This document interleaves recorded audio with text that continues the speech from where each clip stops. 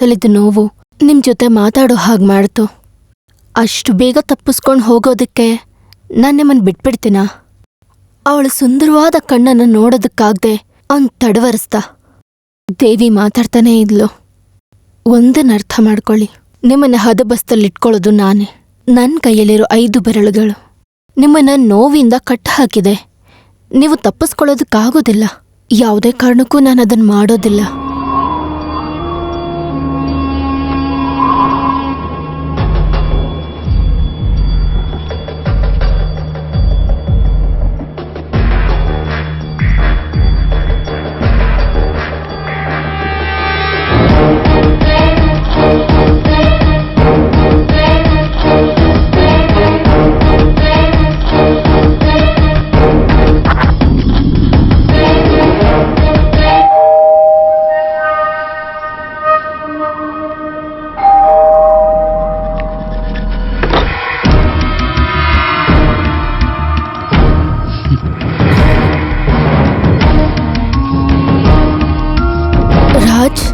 ಹೌದು, ನೀವು ನನ್ನನ್ನ ಹಾಗೆ ಕರೆದ್ರೆ ಇಷ್ಟ ಅಂತ ಅನ್ಸುತ್ತೆ. ನಾನು ಒಳಗಡೆ ಬರ್ಬೋದಾ? ನಾನು ನಿಮ್ಮನ್ನ ಏನಕ್ಕೆ ಪರ್ಮಿಷನ್ ಕೇಳಬೇಕು? ನನ್ನ ಹಸ್ಬೆಂಡ್ ಮನೇಲಿಲ್ಲ. ಅದಕ್ಕೆ ನಾನು ನಿಮ್ಮನ್ನ ನೋಡಕ್ ಬಂದಿದ್ದು ತಾನೆ. ಅಲ್ಲ, ಮನೆಗೆ ಬಂದವ್ರನ್ನ ಕೂತ್ಕೊಳ್ಳಿ ಅಂತ ಹೇಳಲ್ವಾ? ರಾಜ್ ಪ್ಲೀಸ್, ಇಲ್ಲಿ ಯಾರೂ ಇಲ್ಲ, ದಯವಿಟ್ಟು ಹೊರಟೋಗಿ. ಅದು ಸರಿ, ಒಳಗಡೆ ಬಂದ್ಮೇಲೆ ಹೊರಗಡೆ ಹೋಗೋದಾ? ಏನ್ ಹೇಳ್ತಾ ಇದ್ದೀರಾ ನೀವು? ಡಾವಿಡ್ ಬತ್ಸವಿ ಹೇಳಿದ್ದನ್ನ ನಾನು ಮತ್ತೆ ಹೇಳ್ತೀನಿ. ಪ್ರೀತಿಗೆ ಸಣ್ಣವನಾಗಬೇಕು ಅಂದ್ರೆ ನಾನೊಂದು ಸಣ್ಣ ಮರಳಾಗೋಕ್ಕೂ ಸಿದ್ಧ ಇದ್ದೀನಿ. ರಾಜ್, ನಾನು ಎಸ್, ಸಂದೇಹ ಬೇಡ. ನೀನು ಲೆಟರ್ ಕಳಿಸ್ತಾ ಇದ್ದ ರಾಜ್ ನಾನೇ. ನೀನು ಇದುವರೆಗೂ ನೋಡದೇ ಇರೋ ಲೆಟರಲ್ಲಿ ಮಾತ್ರ ಕಲ್ಪನೆ ಮಾಡ್ಕೊಂಡಿದ್ದ ರಾಜ್ ಮೆನನ್.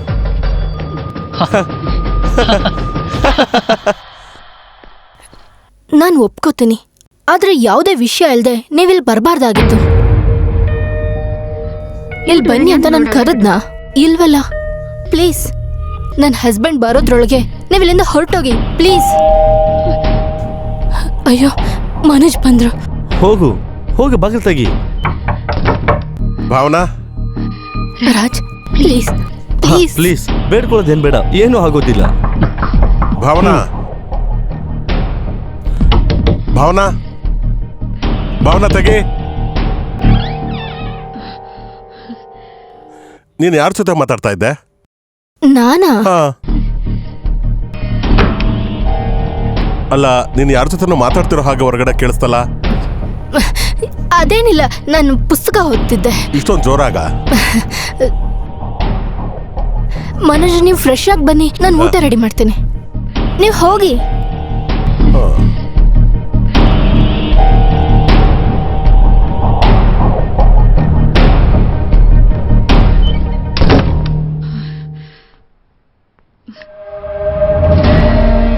ಮಾಯಾ, ರಾಜ್ ದಯವಿಟ್ಟು ಹೊರಟೋಗು. ಬೇಕಂದ್ರೆ ನಿನ್ ಕಾಲ್ ಹಿಡ್ಕೋತೀನಿ. ಹೊರಟೋಗು, ನನ್ನ ಜೀವನ ಹಾಳು ಮಾಡಬೇಡ ರಾಜ್. ಹೇ, ನೀ ಯಾಕೆ ಬೇಡ್ಕೊಳ್ತಿದ್ದೀಯಾ? ನಿನ್ನ ಹಸ್ಬೆಂಡ್ ಜೊತೆ ನಾನು ಮಾತಾಡ್ತೀನಿ. No Raj, please. ಮನೋಜ್ಗೆ ಇದ್ರ ಬಗ್ಗೆ ಗೊತ್ತಿಲ್ಲ. ಪ್ಲೀಸ್ ರಾಜ್, ನನ್ನ ಮೇಲೆ ಸ್ವಲ್ಪನಾದ್ರೂ ಪ್ರೀತಿ ಇದ್ರೆ ನೀವು ಇಲ್ಲಿಂದ ಹೊರಟೋಗಿ ಪ್ಲೀಸ್. ನೀವು ಯಾವಾಗ್ಲೂ ನನ್ನ ಮನ್ಸಲ್ಲೇ ಇರ್ತೀರಾ. ನೀವು ದಯವಿಟ್ಟು ಹೊರಟೋಗಿ. ಸರಿ, ನಾನು ಇವಾಗ ಹೋಗ್ತೀನಿ, ಆದ್ರೆ ಮತ್ತೆ ಬರ್ತೀನಿ. ಯಾಕಂದ್ರೆ ನನ್ನ ಮನಸ್ಸಿಂದ ನಿನ್ ಮರೆಯೋದಕ್ಕಾಗಲ್ಲ. ನೋ ರಾಜ್, ನೋ ರಾಜ್, ಬೇಡ please. Okay, I can understand your situation. ನಾನು ಮತ್ತೆ ಬರ್ತೀನಿ.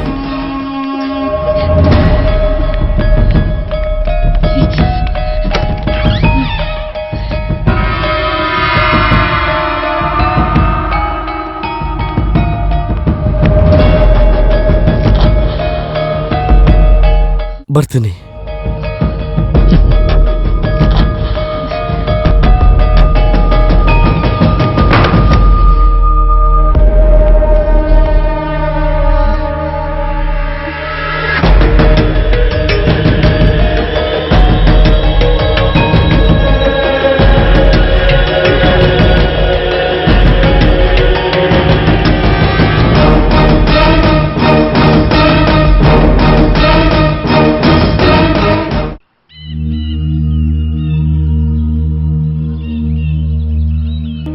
ಜೀವನದಲ್ಲಿ ಸಂಸಾರ ಮಾಡೋದು ಅಷ್ಟೊಂದು ಕಷ್ಟವಾದ ವಿಷಯ ಅಲ್ಲ. ಒಬ್ರೇ ಮಾತಾಡ್ಕೊಳ್ಳೋದು ಅಂತ ಸಮಸ್ಯೆ ಅಲ್ಲ. ಕೆಲವು ಸಮಯ ನಾವು ಹಾಗೆ ಮಾಡ್ತೀವಲ್ವಾ? ಆದ್ರೆ ಪಕ್ಕದಲ್ಲಿ ಯಾರೋ ನಿಂತಿರೋ ಹಾಗೆ ಬಿಹೇವ್ ಮಾಡುವಾಗ ಅವಳು ಹೇಳೋದೆಲ್ಲಾನು ನಮ್ ಯಾರ ಕಣ್ಣಿಗೂ ಕಾಣದೇ ಇರೋ ಹಾಗೆ ಬೇರೆ ಯಾರೋ ಪ್ರಶ್ನೆಗೆ ಉತ್ತರ ಕೊಡೋ ಹಾಗಿದ್ರೆ ಹೇಗೆ? ಸತ್ಯವಾಗ್ಲು ಡಾಕ್ಟರ್, ಆ ಸಮಯದಲ್ಲಿ ಹೇಗಿತ್ತು ಅಂದ್ರೆ ಒಂದ್ ರೀತಿ ಮೌನ ಆಕ್ಟ್ ಮಾಡೋ ತರ ಇತ್ತು ಭಾವನಾಳ ಪರಿಸ್ಥಿತಿ. ಅದನ್ನ ಬಿಟ್ರೆ ತುಂಬಾ ಸಾಧಾರಣವಾಗಿತ್ತು. ಅಂತ ಒಂದ್ ವಿಷಯ ನಡೆದೇ ಇಲ್ವೇನೋ ಅನ್ನೋ ಹಾಗಿದ್ಲು. ಒಂದ್ಸಲ ಅವಳಿಗೆ ಗೊತ್ತಿಲ್ದಿರೋ ಹಾಗೆ ಡಾಕ್ಟರ್ ಹತ್ರ ಕರ್ಕೊಂಡೋಗಿದ್ದೆ. ಆದ್ರೆ ಡಾಕ್ಟರ್ ಮುಂದೆ ಅವಳನ್ನ ಟ್ರೀಟ್ ಮಾಡ್ತಿರೋದು ಅಂತ ಗೊತ್ತಾದಾಗ ಅವಳು ತುಂಬಾ ಕೋಪ ಮಾಡ್ಕೊಂಡು ಹೊರಟ್ಬಿಟ್ಲು. ನಿಮ್ಮಿಬ್ಬರ ಫಿಸಿಕಲ್ ರಿಲೇಶನ್ಶಿಪ್ ಹೇಗಿದೆ? ಎಷ್ಟು ತಿಂಗಳಾಯ್ತು? ಮಗಳು ಸತ್ತು ಹೋದ್ಮೇಲೆ. ಅದಾದ್ಮೇಲೆ ನಿಮ್ ಮಿಸ್ಸಸ್ ಯಾವಾಗ್ಲೂ ಹೇಗಿದ್ದಾರ? ಇಲ್ಲ ಡಾಕ್ಟರ್, ಮೊದ್ಲೆಲ್ಲ ಅವಳು ಯಾರ ಜೊತೆಗೂ ಮಾತಾಡ್ತಿರ್ಲಿಲ್ಲ. ಮತ್ತೆ ಯಾವಾಗ್ಲಾದ್ರೂ ಫೋನಲ್ಲಿ ಮಾತಾಡ್ತಿದ್ದಿದ್ದು ಅವಳು ಬೆಸ್ಟ್ ಫ್ರೆಂಡ್ ಜೊತೆ ಮಾತ್ರ. ಅವಾಗ ಮಾತ್ರ ನಾನು ಅವಳನ್ನ ಸ್ವಲ್ಪನಾದ್ರೂ ಸಂತೋಷವಾಗಿ ನೋಡ್ತಿದ್ದಿದ್ದು. ಹೋಗ್ತಾ ಹೋಗ್ತಾ ಆ ಕಾಲು ಬರ್ದೇ ಹೋಯ್ತು. Okay, let's see. ಇನ್ನು ಮುಂದೆ ಇದೇನು ಹಾಗೇ ಇಲ್ಲ ಅನ್ನೋ ರೀತಿಯಲ್ಲಿ ನಿಮ್ಮ ಹೆಂಡತಿ ಜೊತೆ ನಡ್ಕೊಳ್ಳಿ. ಐ ಮೀನ್, ಮದ್ವೆ ಆದ ಹೊಸರಲ್ಲಿ ನಿಮ್ಮ ಹೆಂಡತಿ ಜೊತೆ ಹೇಗೆ ಪ್ರೀತಿಯಿಂದ ನೀವಿದ್ರೋ ಅದೇ ರೀತಿ ನಿಮ್ಮ ಹೆಂಡತಿ ಜೊತೆ ಅದೇ ಇಂಟ್ರೆಸ್ಟ್ ಅಲ್ಲಿರಿ. ಆಮೇಲೆ ನೋಡೋಣ. ಆದಷ್ಟು ಬೇಗ ನಾವು ಮೂವರು ಮೀಟ್ ಮಾಡೋದಕ್ಕೆ ಒಂದು ಸಮಯನ ಫಿಕ್ಸ್ ಮಾಡಿ. ಒಬ್ಬ ಡಾಕ್ಟರ್ ಆಗೇ ಇಲ್ಲ, ಒಬ್ಬ ಫ್ರೆಂಡ್ ರೀತಿಲಿ.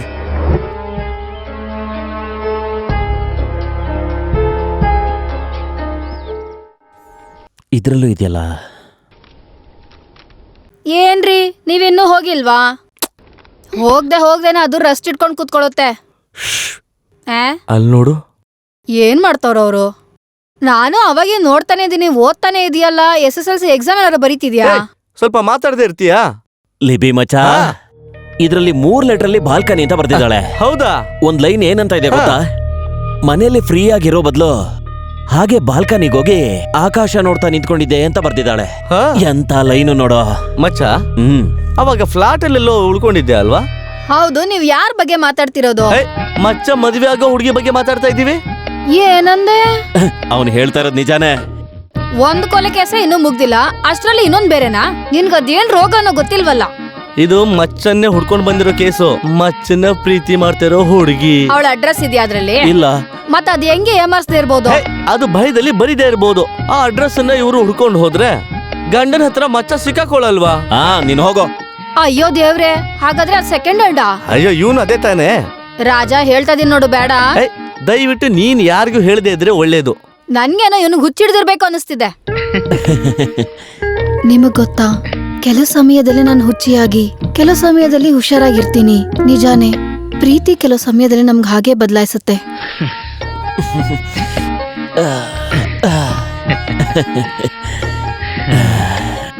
ಪ್ರೀತಿ ಮಾಡ್ದವನು ಹುಚ್ಚ ಆಗ್ಲಿಲ್ಲ ಅಂದ್ರೆ ಅವನು ಮುಟ್ಟಾಳಾನೆ. ಮಧ್ಯಾಹ್ನ ಸೂರ್ಯ ಚಂದ್ರನ್ ತರ ಕಾಣಿಸ್ತಾ ಇದ್ದಾನೆ, ರಾತ್ರಿ ಸೂರ್ಯನ್ ತರ ಹೊಳಿತಾ ಇರ್ತಾನೆ. ಅದೆಂಗೆ ಅಂದ್ರೆ ಗುಂಪಲ್ಲಿ ಒಬ್ನೇ ನಿಂತಿರೋ ತರ. ಸಂತೋಷವಾಗಿ ಜೀವನ ಮಾಡ್ತಿರೋ ಜೀವನ ಹೇಗಾಗೋದಿ ಅಂತ ನೀನೇ ನೋಡ್ತಿದ್ಯಲ್ಲ ಇವಾಗ. ಪ್ರೀತಿದ್ ಬದ್ನೆಕಾಯು ನಾನು ನೋಡ್ತೀನಿ ಅವ್ನು ಏನ್ ಮಾಡ್ತಾನೆ ಅಂತ. ಮಚ್ಚ ಅಲ್ಲಿ ನೋಡು, ಆ ಲೆಟ್ರಲ್ಲಿ ಎತ್ಕೊಂಡು ಹೋಗ್ತಿದ್ದಾಳೆ. ಅವನೊಂದ್ ಪ್ರೇಮನು ಮಂಡಂಗಟ್ಟಿ ಎಲ್ಲಾನು ಸುಟ್ಟಾಕ್ತೀನಲ್ಲ, ನೋಡ್ತೀನಿ ಅವಾಗ. ನೋಡ್ಕೊಂತೀನಿ. ಈಗೇನೋ ಮಾಡ್ತೀನಿ.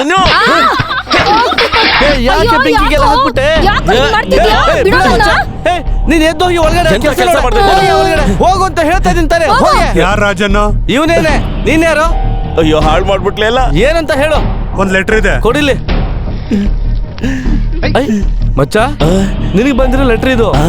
ಅವಳೇ ಅನ್ಸುತ್ತೆ. ನೋಡು.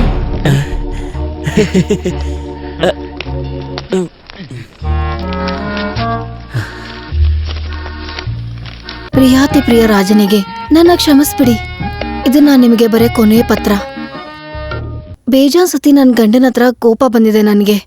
ಆದ್ರೆ ಆವಾಗ್ಲೂ ಅವ್ರು ಬಿಟ್ಟು ಹೋಗ್ಬಾರ್ದು ಅಂತ ನನ್ನ ಮನ್ಸಿಂದ ಆಸೆ ಪಟ್ಟೆ. ನೀವಿನ್ಮೇಲೆ ನನ್ನ ಜೊತೆ ಮಾತಾಡೋದಿಕ್ಕೆ ಅಂತ ಇಷ್ಟಪಡಬಾರ್ದು.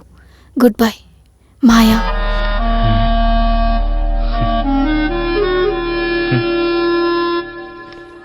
ಇದರಲ್ಲಿ ಬರೆದಿರುವಂತಹ ನೀನು ನನ್ನನ್ನು ಕಾಣಬೇಕು ಅಂತ ನೋಡಿ ಸರ್, ಈ ತರ ಲೆಟರ್ ಬರ್ತಿದ್ದಾಳೆ ಅಂದ್ರೆ ಅದಕ್ಕೊಂದು ಕಾರಣ ಇರಲೇಬೇಕಲ್ವಾ? ಸರ್, ನೀವು ದೊಡ್ಡ ಲಾಯರ್ ತಾನೆ, ಇದಕ್ಕೊಂದು ಉತ್ತರ ಕೊಡಿ. ಅದೇನಂದ್ರೆ ನೀವು ಯೋಚನೆ ಮಾಡೋ ಕಷ್ಟ ಎಲ್ಲ ತಗೋಬೇಡಿ, ಅದನ್ನ ನಾನೇ ಹೇಳ್ತೀನಿ. ಇದ್ರ ಹಿಂದೆ ಒಬ್ಬ ವ್ಯಕ್ತಿ ಇದ್ದಾನೆ. ಯಾರು? ಬೇರೆ ಇನ್ಯಾರೋ, ಆ ಪರದೇಶಿ ಅವಳ ಗಂಡ.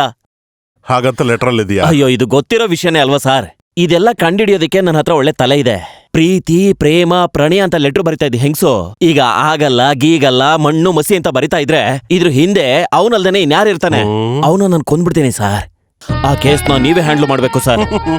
ನೀವೇನ್ ಸರ್ ನಗ್ತಾನೆ ಇದ್ದೀರಾ? ನಾನ್ ಸೀರಿಯಸ್ ಆಗಿ ಹೇಳ್ತಾ ಇದ್ದೀನಿ. ಆ ಮನುಷ್ಯನ್ಗೂ ಅವಳಿಗೂ ಮ್ಯಾಚ್ ಆಗಲ್ಲ ಸರ್. ಅದು ನಿನ್ಗೆ ಗೊತ್ತು? ಅದು ಅವಳು ಪತ್ರ ಬರಿತಿದ್ಲಲ್ಲ, ಅದ್ರಲ್ಲೇ ನನ್ಗೆ ಗೊತ್ತಾಯ್ತು.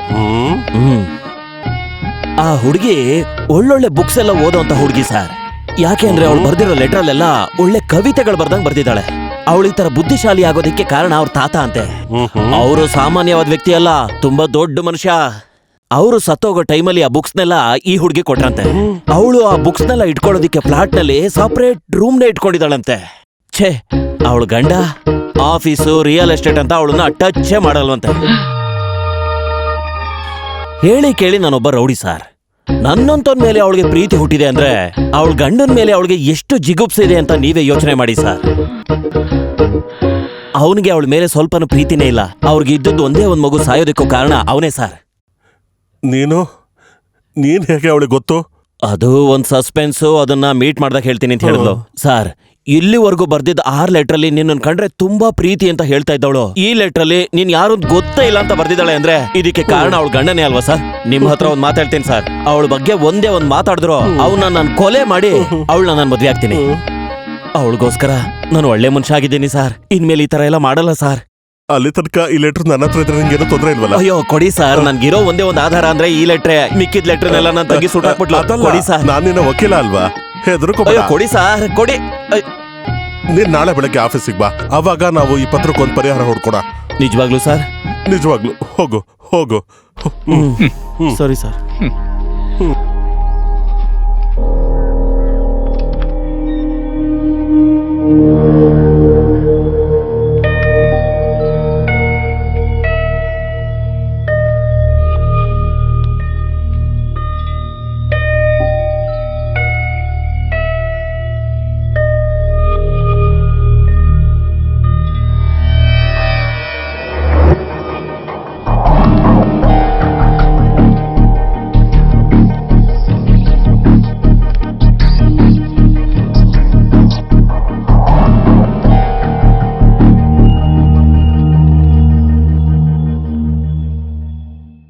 ಅವಳ ಜೀವನದಲ್ಲಿ ತುಂಬಾ ಏಕಾಂತವಾಗಿ ಅವಳು ಬೆಳೆದಿದ್ದಾಳೆ.